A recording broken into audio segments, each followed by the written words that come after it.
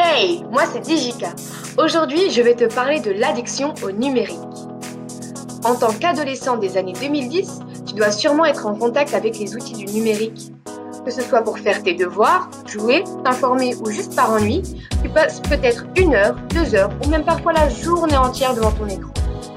Mais connais-tu vraiment les conséquences sur ton cerveau? Tu as sûrement remarqué qu'au fil du temps, ton téléphone est devenu ton fidèle compagnon. Et que ferais-tu sans ton précieux ordinateur? Tu ne le sais peut-être pas, mais l'exposition prolongée et récurrente aux écrans t'expose à des risques de dépendance. Peut-être t'est-il déjà arrivé de ne plus pouvoir lever les yeux de ton écran ou de te sentir tendu après un moment sans numérique. Bien, sache que cela doit être pris au sérieux. C'est le signe d'une surconsommation d'écran. À l'adolescence, tu fais face à des changements certes physiques, mais aussi intrapsychiques. Et pour faire face plus facilement au fait de grandir, tu auras tendance à t'accrocher au numérique comme un enfant s'accrocherait à son doudou. Et oui, cela surprend, mais ces outils te rassurent.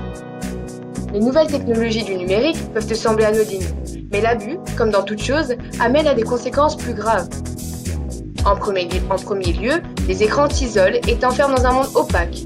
Ils provoquent aussi des troubles de l'attention et de la concentration. En tant que jeune, tu es d'autant plus visé par ce risque. Après le stade de dépendance, très répandu, tu pourrais tomber dans l'addiction comportementale. C'est l'ensemble des conduites diverses et complexes touchant l'individu dans sa globalité somatopsychique, mais aussi dans son rapport aux autres.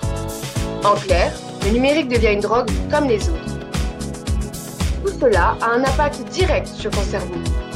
Quand tu utilises des écrans numériques, cela déclenche chez toi l'hormone du plaisir, la dopamine.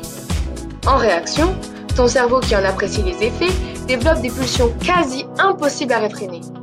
Ton cortex frontal rétrécit et tu as moins de matière grise. Prendre des bonnes décisions devient alors impossible. Les symptômes sont multiples et repérables aisément. L'irritabilité, les colères ou excès de violence soudains, la fatigue et la douleur aux épaules ou au dos, l'isolement, la fascination et consommation abusive de jeux ou réseaux sociaux, une baisse des résultats scolaires et enfin une poursuite pulsionnelle de ces comportements. Pas très attrayant, n'est-ce pas? Avec toutes ces informations, es-tu sûr d'une utilisation saine et mesurée des outils numériques? Pour éviter de tomber dans l'addiction comportementale, instaure des règles, détermine un temps limite et parle-en à tes parents. Pour en savoir plus, clique sur le lien ici présent.